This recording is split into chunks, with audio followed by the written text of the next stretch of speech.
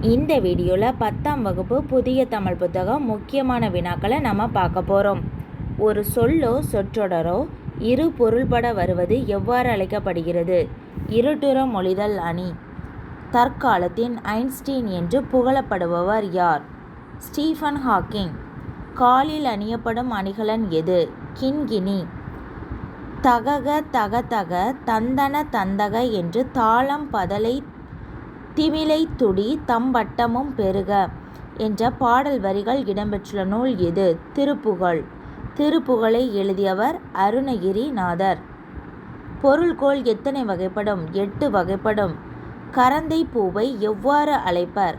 கொட்டை கரந்தை என்று அழைப்பர். நதியின் கால்கள் என்ற கவிதை தொகுப்பு யாருடையது? நாகூர் ரூமி.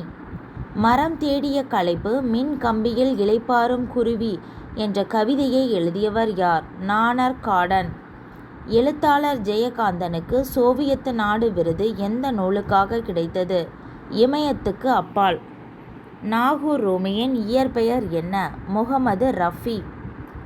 வெய்யோன் ஒளி தன் மேனியால் விரி சோதியில் மறைய பொய்யோ என்னும் இடையானோடும் போனான் என்னும் கம்பராமாயண பாடல் இடம்பெற்றுள்ள படலம் எது? கங்கை படலம். இருட்டுற மொழிதல் என்னும் நூலின் ஆசிரியர் யார்? சந்த கவிமணி தமிழ் அழகனார். வண்டொடு புக்க மணவாய் தென்றல் என்ற காற்றினை தென்றல் என்று குறிப்பிட்டவர் யார்? இளங்கோவடிகள். பொய்க்கால் குதிரை ஆட்டம் குதிரை களி என்று எங்கு அழைக்கப்படுகிறது? கேரளா. கல்மரம் என்ற நூலின் ஆசிரியர் யார்? திலகவதி. அதி வீரராம பாண்டியர் இயற்றிய நூல் எது? திருக்கருவை அந்தாதி. நாற்காலிக்காரர் என்ற நூலின் ஆசிரியர் யார்? முத்துசாமி. மருந்தே ஆயினும் விருந்தொடு உண் என்று பாடியவர் யார்? ஔவையார். விசும்பு என்ற சொல்லின் பொருள் என்ன? வானம். வாயு வழக்கம் அறிந்து செறிந்திடங்கில் ஆயுள் பெருக்கம் உண்டாம் என்று பாடியவர் யார்? ஔவையார். துளிர் அல்லது தளிர் எவற்றை குறிப்பிடுகிறது? நெல் புல் முதலியவற்றின் கொழுந்து. முறி அல்லது கொழுந்து என்று அழைக்கப்படுவது எது? புளி வேம்பு முதலியவற்றின் கொழுந்து. குருத்து என்று அழைக்கப்படுவது எது? சோளம் கரும்பு தென்னை பனை முதலியவற்றின் கொழுந்து.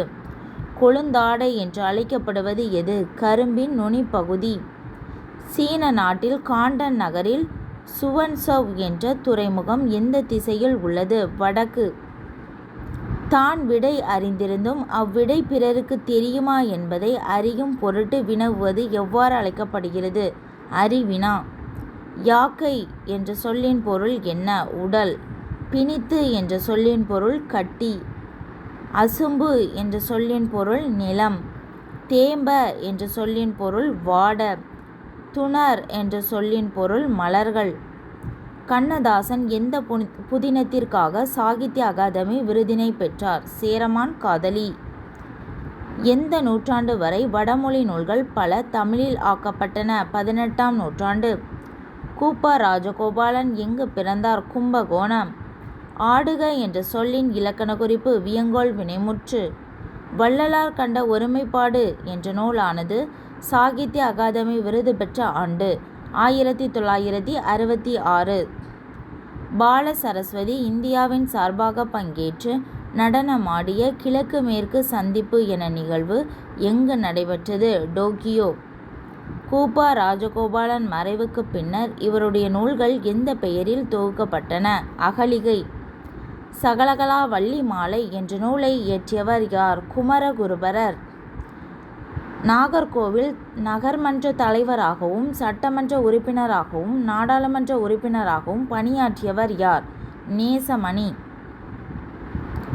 பொருந்து செல்வமும் கல்வியும் பூத்தலால் வருந்தி வந்தவர்க்கு இதழும் வைகளும் என்ற பாடலடி இடம்பெற்றுள்ள நூல் எது? கம்பராமாயணம். காவிரி பூம்பட்டினத்தில் இருந்து கண்ணகியும் கோவலனும் உறையூர் மற்றும் திருவரங்கம் வழியாக எந்த இடத்தை அடைந்தனர்? கொடும்பாளூர். குறிஞ்சி திணைக்குரிய பெரும்பொழுது எது? குளிர்காலம் மற்றும் முன்பனி காலம். மாப்போ சிவஞானம் அவர்கள் எங்கு பிறந்தார்? சென்னை. முத்து குளிக்கும் கொற்கையின் அரசன் என்று அழைக்கப்படுபவர் யார்? அதி வீரராம பாண்டியன். தாதுகு சோலை தோறும் கற்பக காடு தோறும் போதவில் பொய்கை தோறும் புதுமலர் அடங்காதோறும் என்னும் கம்ப ராமாயண பாடல் எந்த படலத்தில் இடம்பெற்றுள்ளது? ஆற்று படலம். சூம்பல் என்பது எதனை குறிப்பிடுகின்றது? நுனியில் சுருங்கிய காய். சிவியல் என்பது எதனை குறிப்பிடுகின்றது? சுருங்கிய பழம். சொத்தை என்பது எதனை குறிப்பிடுகின்றது? புழு பூச்சி அரித்த காய் அல்லது கனி. வெம்பல் என்பது எதனை குறிப்பிடுகின்றது? சூட்டினால் பழுத்த பிஞ்சு. செந்தமிழ் சொற்பிறப்பியல் அகரமுதலி திட்ட இயக்குநராக பணியாற்றியவர் யார்? தேவநேய பாவாணர். யாருடைய நினைவு தினத்தின் போது ஸ்டீவன் ஹாக்கிங் பிறந்தார்? கலீலியோ. வறுமை இல்லையோர் வறுமை இன்மையால் தீமை இல்லை, நேர் சிறுநர் இன்மையால் உண்மை இல்லை பொய்யுரை என்ற கம்ப ராமாயண பாடலானது எந்த காண்டத்தில் இடம்பெற்றுள்ளது? பால காண்டத்தில் இடம்பெற்றுள்ளது. சிலப்பதிகாரம் எத்தனை காதைகளை உடையது? 30 காதைகளை உடையது. உரைநடையும் கவிதையும் இணைந்து யாப்பு கட்டுகளுக்கு அப்பாற்பட்டு உருவாக்கப்படும் வசன கவிதை வடிவம் தமிழில் யாரால் அறிமுகப்படுத்தப்பட்டது? பாரதியார். ஸ்டீஃபன் ஹாக்கிங் யாருடைய பிறந்த தினத்தின் போது இறந்தார்? ஐன்ஸ்டீன். உவமையும் பொருளும் ஒற்றுமை ஒழிவித்து ஒன்றென மாட்டின் அஃது உருவகமாகும் என்று எழுதியவர் யார்? தண்டி. சுண்ணம் என்ற சொல்லின் பொருள் என்ன? நறுமணப் பொடி. நாடும் மொழியும் நமதிரு கண்கள் என்று கூறியவர் யார்? சுப்பிரமணிய பாரதியார்.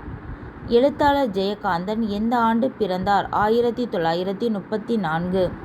கோடை வயல் என்ற கவிதை தொகுப்பின் ஆசிரியர் யார்? வேணுகோபாலன். 6ஆம் திணை என்ற நூலின் ஆசிரியர் மருத்துவர் சிவராமன். உப்பள தொழிலாளர்களின் உவர்ப்பு வாழ்க்கையை கரிப்பு மணிகள் என்று புதினமாக எழுதியவர் யார்? ராஜம் கிருஷ்ணன்.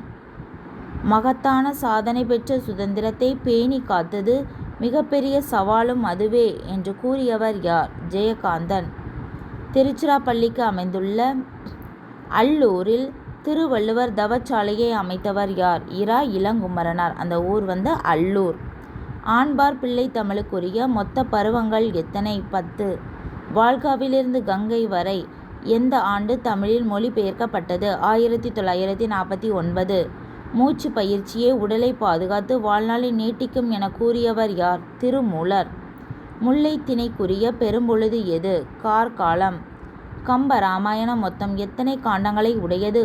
6. வித்துவக்கோடு என்ற ஊரானது எந்த மாநிலத்தில் அமைந்துள்ளது? கேரளா. குலசேகர ஆழ்வார் எந்த நூற்றாண்டை சேர்ந்தவர்? 8ஆம் நூற்றாண்டு. நாற்று என்பது எவற்றை குறிக்கின்றது? நெல், கத்தரி ஆகியவற்றின் இளநிலை. குருத்து என்பது எதனை குறிப்பிடுகின்றது? வாழையின் இளநிலை.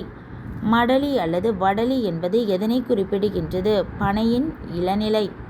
பைங்கூழ் என்பது எதனை குறிப்பிடுகின்றது? நெல், சோளம் முதலியவற்றின் பசும் பயிர்.